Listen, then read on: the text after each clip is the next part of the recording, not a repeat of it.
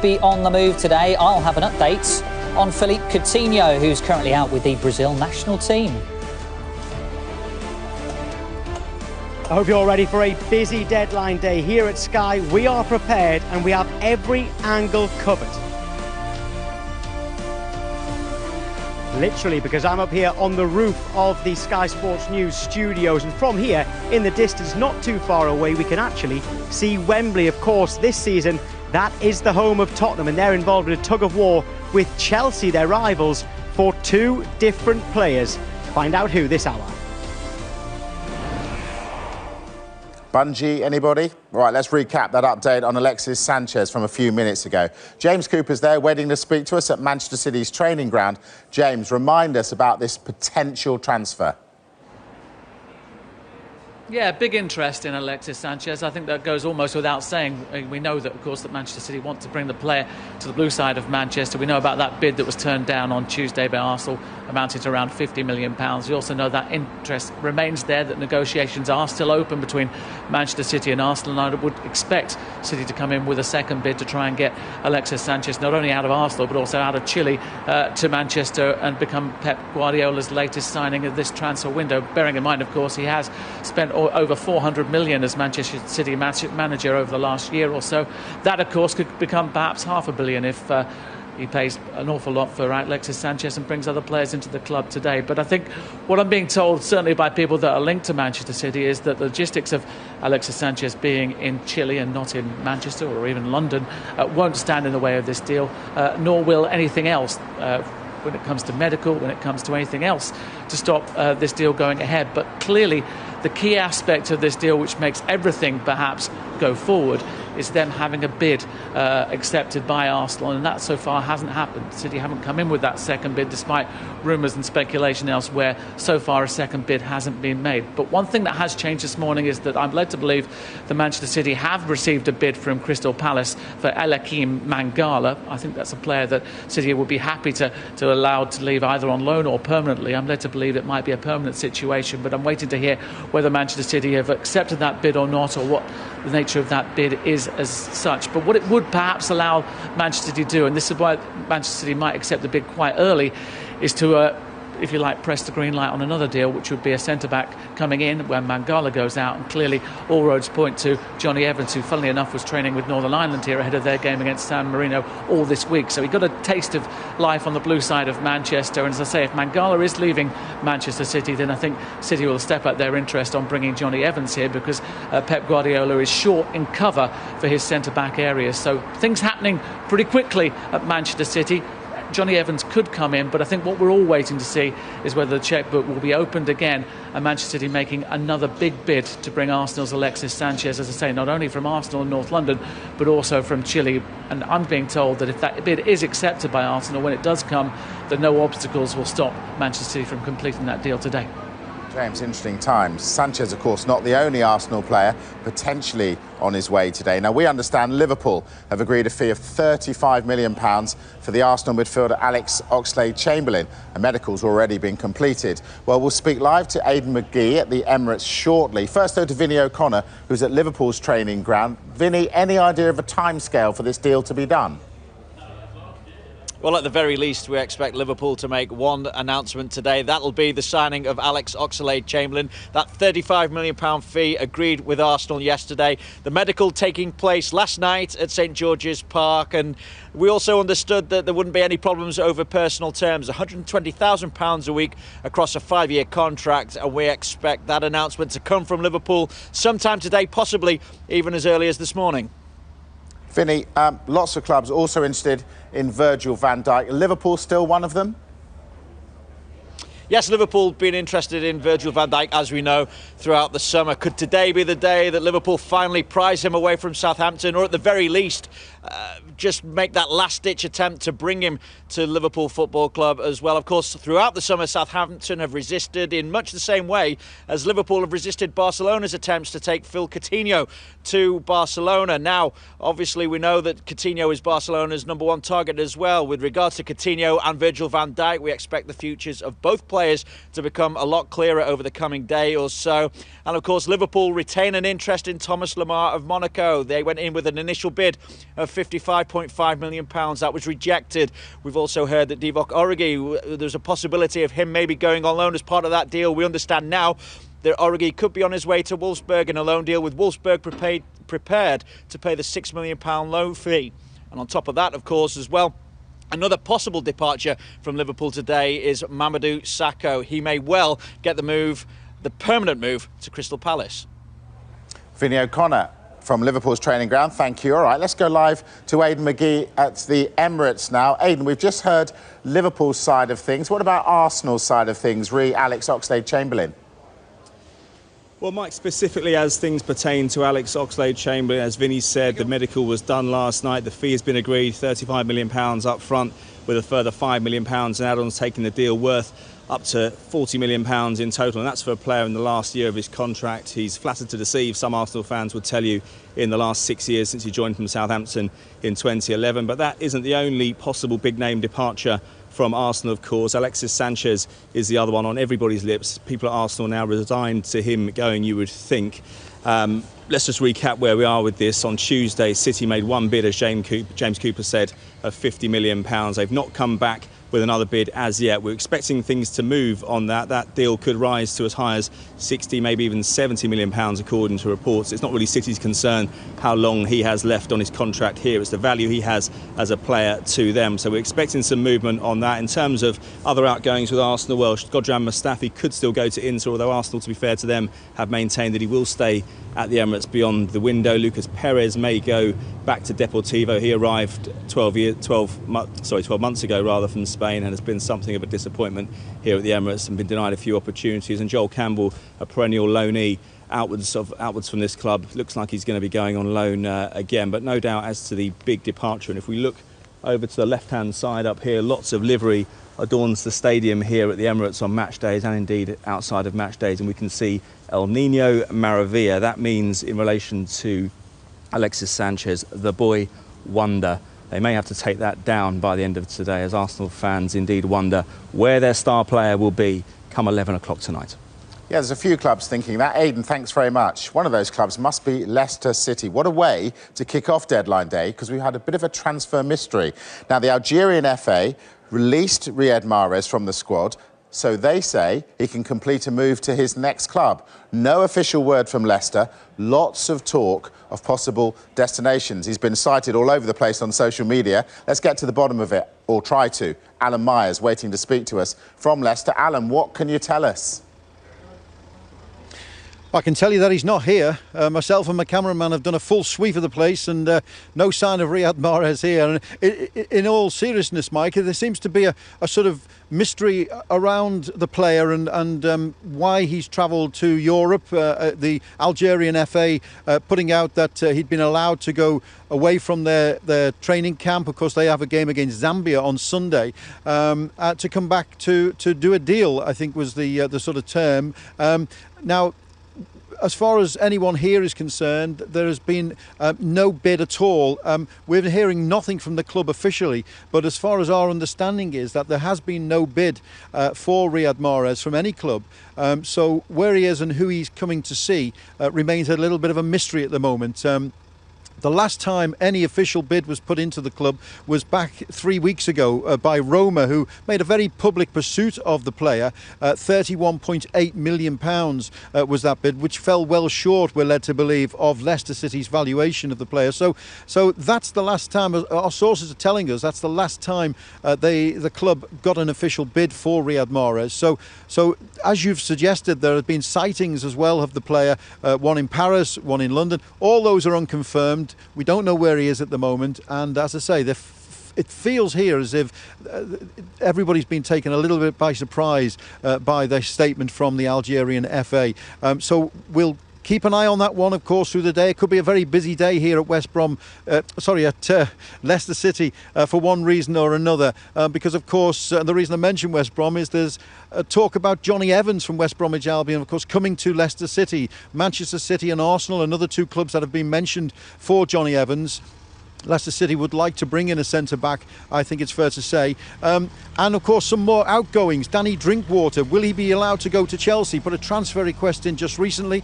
There's also speculation around Damari Gray, but I'm sure Craig Shakespeare would not want to lose players like this today, and I'm sure Leicester City are in a position to not lose players so freely. A couple that might go out, Ahmed Musa to Hull City. He'll tie up again with his old manager Leonid Slutsky, and then of course Papa Mendy, who may well be going on loan or a permanent move to Nice. So a lot going on here at Leicester City, but the big question is, where is Riyad Mahrez?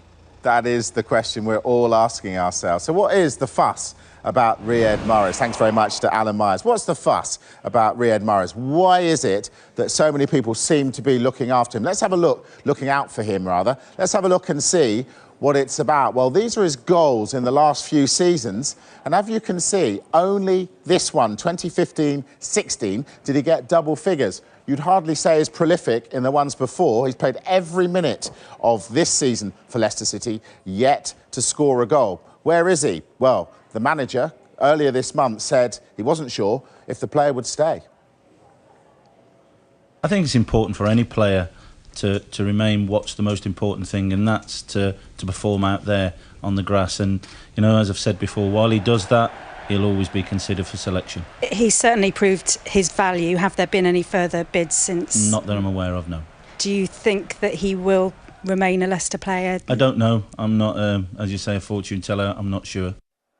So, Riyad Mahrez looks like he's on the move. What about his club teammate, Danny Drinkwater? We understand Leicester don't want to sell him, and it would take an offer of more than 30 million for them to even consider it. Our sources have told us Chelsea have already bid £23 million for the England international, who handed in a transfer request yesterday. We understand Everton have rejected an inquiry from West Ham about taking midfielder Kevin Morales on loan. The Belgian has featured just once from the bench in the league so far this season. And we understand Chelsea also remain interested in Swansea striker Fernando Llorente, although Tottenham could come in with a late bid. The deal hinges on whether Swansea can get a replacement striker, though.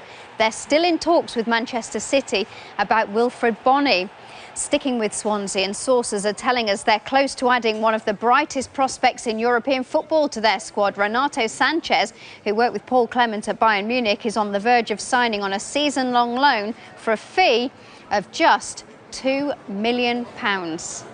He has been the talk of the window, but where will Philippe Coutinho end up after 11 p.m. tonight? Well, Barcelona have had 3 bids rejected for the midfielder, the last one totalling £118 million. Now, Barca think the signing of Alex Oxlade-Chamberlain gives them hope for Coutinho. So where is he on this deadline day? Well, here he is, training for Brazil. Today is game day in a World Cup qualifier against Ecuador, which kicks off in the early hours of tomorrow morning. Liverpool's stance hasn't changed. Coutinho isn't for sale, but the Brazil head coach has some advice for the player. Go to where you feel happy. If it's Liverpool, I'll be happy. If it's Barcelona, I'll be happy. And with the others, I have to know my limit.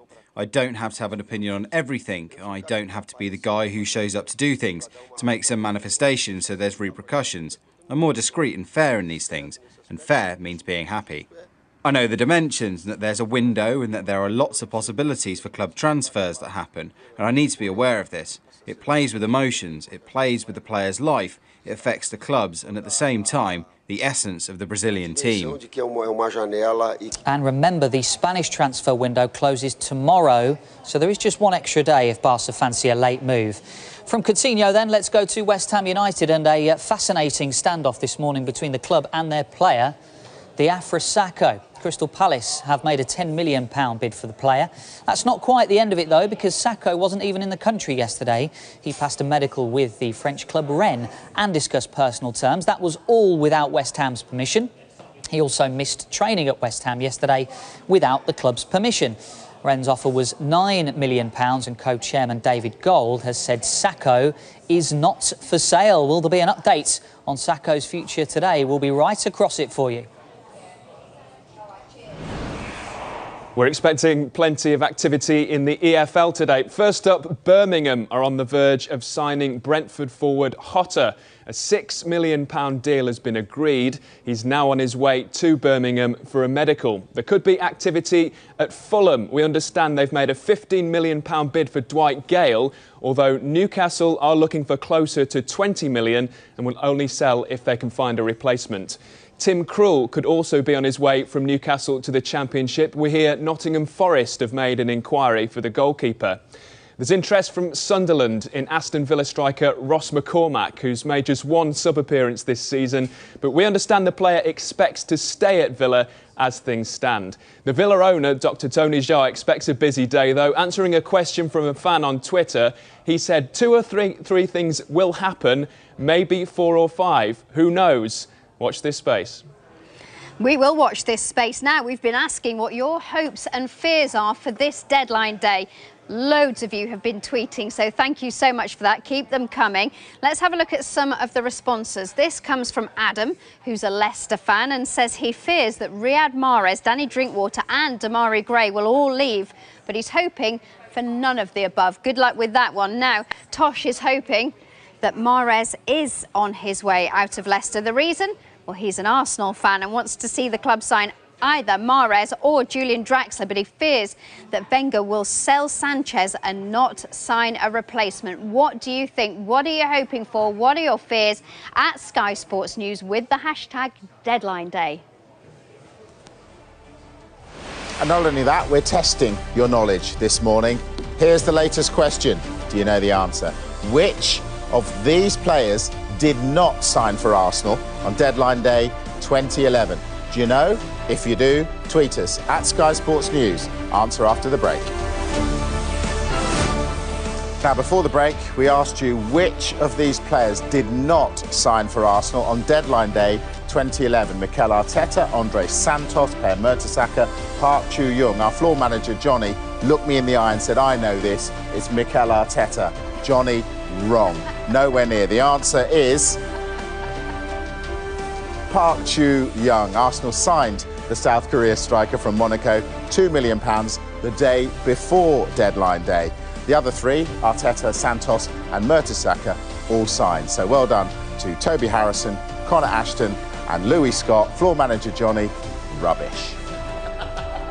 I can tell you he's standing next to me here now and he's not impressed, so Mike, you better watch out. Now, Southampton have just over 13 hours to try and keep hold of Virgil van Dijk, but Liverpool, Chelsea and Arsenal are some of the clubs that have him in their sights. Let's go live now to Jane Dougal, who's at Southampton's training ground. Morning to you, Jane. Morning, Alex. Well, Virgil van Dijk has arrived for training this morning. However, he drove in through a back gate, presumably to avoid the cameras who are here waiting to find out whether he will be staying here or not. He's been reporting for training every single day, we are told, but he's been training on his own. And of course, that follows his handing in a transfer request earlier this month. And also, along with it, a statement saying that he was incredibly ambitious, that he wanted to play European football again. And he also said that he was frustrated by the club's position, that he was not for sale. And of course, Southampton have maintained that position throughout. They haven't deviated from it, making it very clear that he is not for sale. Their vice chairman, Les Reed, even saying that he would be alongside new players coming into the club. And with every single press conference, new manager Maurizio Pellegrino saying that he was not for sale, but that he would not be available to play. He's been strongly linked with Liverpool throughout, who had to apologise at the beginning of the summer for making an illegal approach. But it's been reiterated again to me this morning that even if there is a late bid for Virgil van Dijk, it will be flatly turned down. Now, lots of speculation regarding the future of Dwight Gale. So will he be a Newcastle player at the end of the day? Keith Downey's at Newcastle's training ground. So, Keith, will he? Yeah, Mike, that is a big question on everyone's lips here at Newcastle United. That £15 million bid was made by Fulham yesterday morning. It's my understanding it remains on the table. Newcastle reluctant to allow their striker Dwight Gale to leave without having a replacement lined up. Interestingly, Gale arrived here for training around 15-20 minutes ago, drove into the training ground behind me just to find the car park empty. None of his teammates there. Realised he was 4 hours early for training. Training starts at 2 o'clock. The players would probably arrive around 12, 1 o'clock for training. Did a quick U-turn, and as you can see by our pictures, hot-footed back out the training ground and back home for a couple of hours to probably watch Sky Sports News to find out just what's happening today. Will that be the last we see of Dwight Gale here at Newcastle United? Time will tell as the day goes on. In terms of potential arrivals here at Newcastle, they're looking to bring in left-sided players. They pretty much have a deal in principle with Chelsea to bring in Kennedy, their left-sided Brazilian player. However, that one hinges on Chelsea and them getting in players first before Newcastle can finalise any deal there. We're also hearing that Newcastle have inquired for Southampton left-back Matt Targett. We're trying to get that one stood up from Newcastle to see if that's an option to Kennedy or also in addition to Kennedy. And in terms of a replacement for Gale, should he go, we're told that Lucas Perez of Arsenal is the most likely player to arrive here today. But that deal, that bid from Fulham, £15 million, still lies on the table waiting for Newcastle to decide what to do. Well, Keith mentioned Perez there, and Arsenal could be one of the biggest stories of the day. It looks like Alex Oxlade-Chamberlain will leave for Liverpool after his medical last night. But will they hang on to that man? Alexis Sanchez, Arsene Wenger wants to keep him for another season, but could a late Manchester City bid still prize him away? One man who's already left is England defender Kieran Gibbs. He completed a £7 million move to West Brom yesterday. And another defender could also leave in to have a bid to take Shkodran Mustafi on loan with an option to buy, which could become an obligation.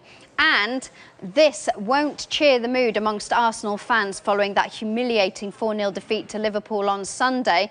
They're one of only 5 clubs in profit for this transfer window. Swansea have made the most money, and interestingly, Tottenham are also in profit for the window, but it's not what Arsenal fans will have wanted to see after hopes of major squad investment over the summer. For Jamie Redknapp, Arsenal being so active late in the window is a worrying sign.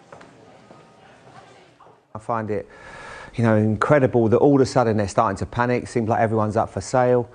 A bit of a fire sale at the club, and there's, it's difficult. This is not an easy time to get good players in.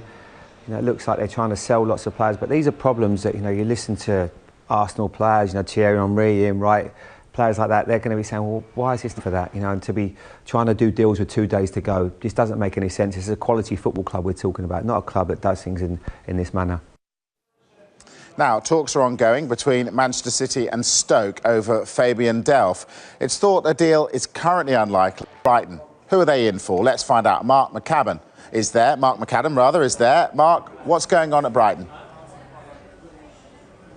Yeah, good morning, Mike. Welcome down to the South Coast. As you can see, it's a glorious day down here. Of course, Brighton operating under their first deadline day as a Premier League club. And when you look back over the course of the summer, they've certainly been one of the movers and shakers. 7 new faces into Chris Hughton's first team. Many players as well signed for the development squad.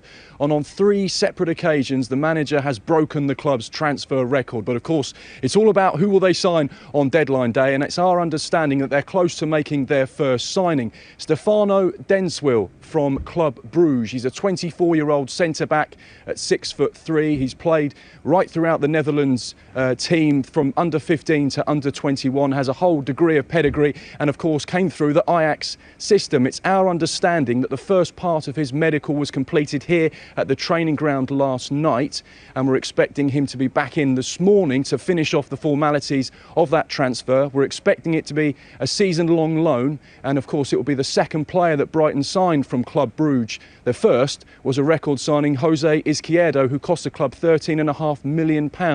So already Chris Hughton busy this morning. He arrived at the training ground around 7 o'clock, and it seems the club are on the verge of their first signing. No sign of him as of yet, but as soon as we see him, we'll of course bring it to you.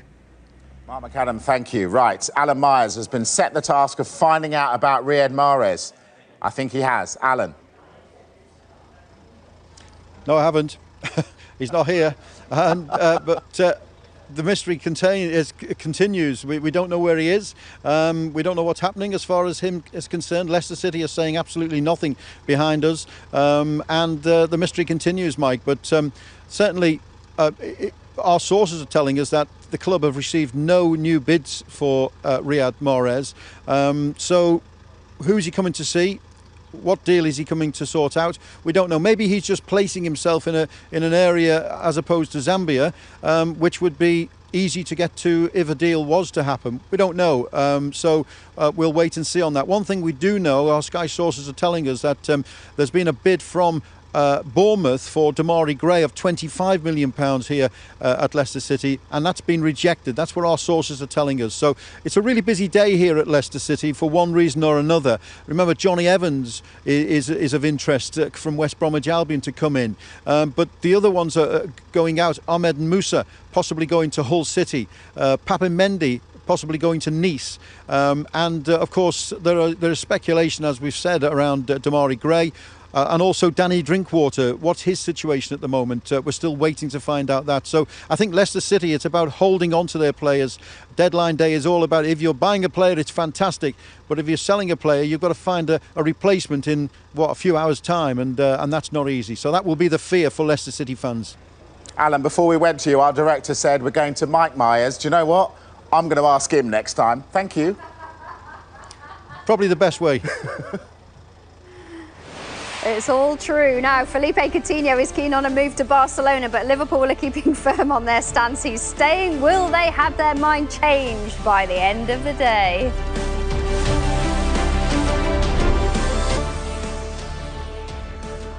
Now, what about Alexis Sanchez? He's with Chile right now with plenty of questions over his future. Arsenal have rejected one bid of £50 million from Manchester City, and we've been told Raheem Sterling won't be part of any deal. Well, Sanchez is due to play in a World Cup qualifier 30 minutes after the window closes. So how is his state of mind?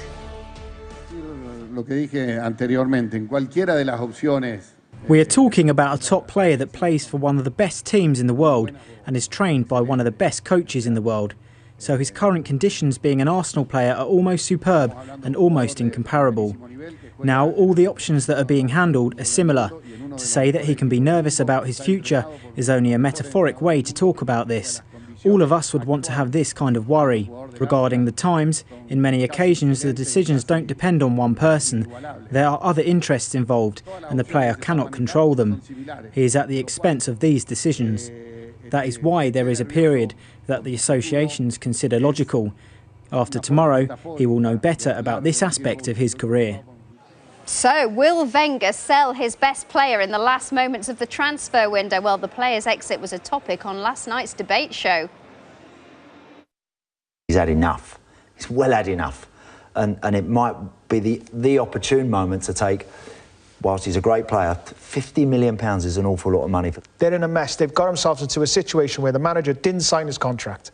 So there was a lot of players, the board knew this, they had a lot of players on the last year of their contract. They didn't want to give him or get involved in negotiations, offer him a new contract, because if they give him 4 or 5 years, then new manager comes in, he might not be sure about these certain players, and then they have to get rid of them with 4 or 5 years left in their contract.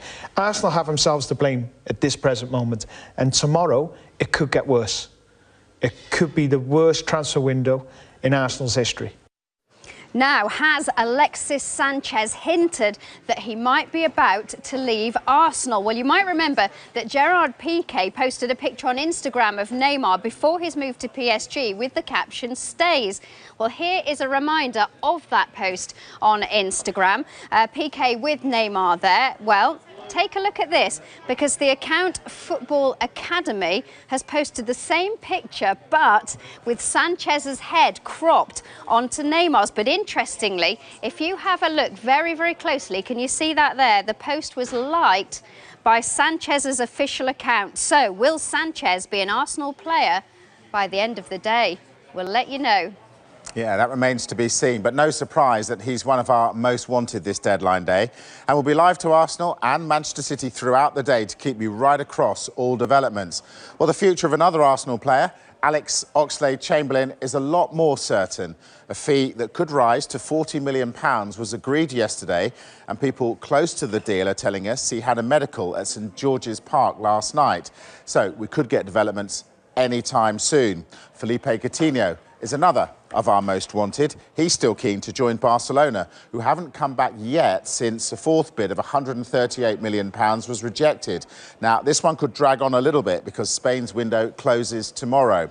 Well, he's currently with Brazil's national side for their World Cup qualifiers. His coach has had his say on the saga, but does he have a preference where his player ends up? Go to where you feel happy. If it's Liverpool, I'll be happy. If it's Barcelona, I'll be happy. And with the others, I have to know my limit.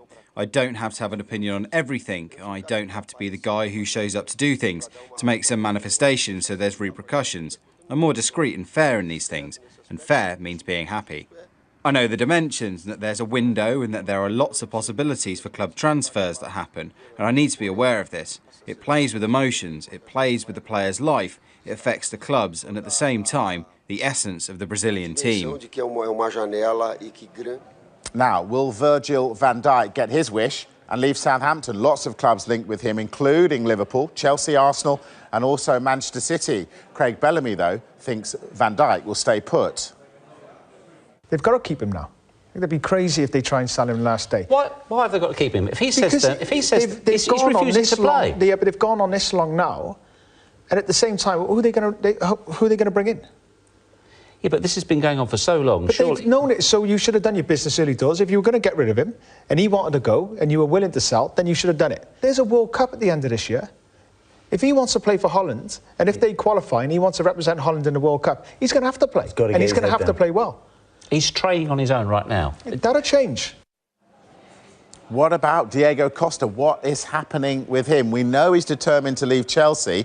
In fact, he still hasn't returned to the club from Brazil. And we also know he wants to go to Atletico Madrid. Will a deal be done today? Well, Johnny Evans could be one of the big transfer stories today. Manchester City, Leicester and Arsenal, all possible destinations for him. Well, he trained with his Northern Ireland teammates yesterday. Where? At Manchester City's Football Academy, as his side prepare to take on San Marino tomorrow.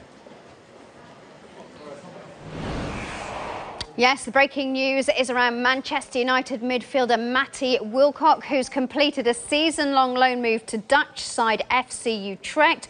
The 21-year-old is yet to make his first team debut for United, but he has trained with Jose Mourinho's side towards the end of last season. He was on the bench for the Premier League games against West Bromwich Albion in April and Crystal Palace in May, but he is now being loaned to FC Utrecht.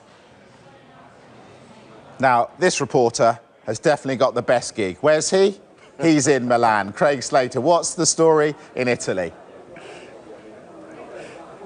Yes, buongiorno from Milano, Mike. Well, there could be a few moves from the Premier League to Serie A. I'll tell you a little bit more about them in a moment. I just want to set the scene for you here. I mean, transfer deadline day is the same the world over. Lots of rather stressed-looking men on phones. The only thing here is the suits and fashions, and particularly the footwear is rather better. But everything is done at one city centre hotel in Milan. I'm just going to take you inside to show you the scene, because every single Serie A club, every Serie B club as well, gets its own room. You'll have to wait for the revolving door to do their wheeler dealing here. So everyone is on site, agents, in many cases managers, certainly staff as well. And all the moves are able to be rubber stamped by the governing body in this particular building. £750 million of deals done by Italian clubs, many of them within the country itself over the course of the year. But there has been interest in the last week. Although AC Milan have spent the most money this season, somewhere in the region of £200 million, Inter Milan were looking at a couple of centre-backs from the Premier League. Skodjar Mustafi from Arsenal, and in the last 48 hours or so, had they switched their attention to Eliakim Mangala, who's out of favour at Manchester City. Well, sources in Italy have told me here today that those deals are now very unlikely, if not impossible. But there is one interesting last-minute move, and it would be a loan move that could go through. Apparently, Hellas Verona, are in the market to bring in Wilfried Bony from Manchester City on a seasons-long loan. If they could do that, that would, of course, scupper Swansea's attempts to bring him back there. Oh, Milan's okay, but sunny Swansea's not too bad, is it? Could they be about to bring in Bayern Munich midfielder Renato Sanchez on loan? Let's go live now to James Cole, who's at the Liberty Stadium. James, good morning to you. Sanchez, a player that Paul Clement knows well. This would be a huge coup for Swansea if it were to go through. It would indeed. It would be one of the biggest signings Swansea have ever made in their history, no doubt about that. He was linked with Liverpool, Manchester United, Chelsea, Monaco, Juventus, but it looks like he's going to come here on a season-long loan to Swansea. Why, you might say? Well, the key link, the key connection is manager Paul Clement, who was formerly the assistant manager at Bayern Munich. His relationship with Carlo Ancelotti, his relationship with the club, and of course his relationship with the player as well. You add to that the fact that Swansea can guarantee first-team football and also aren't Champions League rivals, and suddenly the picture becomes a bit clearer as to why a player of such promise, such potential would choose Swansea over maybe some of the bigger clubs, and why Bayern Munich would choose for him to come here to Swansea, to Paul Clement, work under Paul Clement, a man he knows well, over perhaps those other clubs. A bit of background on Sanchez. He joined Bayern Munich from Benfica for £27.5 million last summer, but he started just 4 Bundesliga games, hence why they want to loan him out and get first-team football as well. And I understand as well there will be a fee somewhere in the region of £4 million, loan fee. And the other thing to be ironed out as well is just how the wages will be paid, how the split will be, what Swansea will pay and what Bayern Munich will pay. But Swansea confident of getting this one done, and what a signing it would be for Swansea. OK, James, so potential arrival at Swansea then. Could Fernando Llorente be about to leave? Well, yeah, this is really developing fast. We learnt yesterday that Swansea and Chelsea were in talks about signing Llorente, who's been linked with Chelsea both in this window and the last window. As yet, no bid has been tabled by Chelsea, but I'm hearing in the last few minutes that Tottenham are interested. They've taken a strong interest in Llorente, and they are coming into this equation as well. And hearing there as well from Craig Slater, very interesting news about Bony, because we understand here that Wilfried Bony has been lined up by Swansea if Llorente was to leave. Bony joined Manchester City in January 2015 for £28 million. Swansea had lined him up to come back just in case Chelsea came in for Llorente. Well, it's very interesting now if there's another club in for Bony as well. Everything starts to move. I suspect we're going to have a busy day here in South Wales. We'll keep you posted. Thanks very much, James.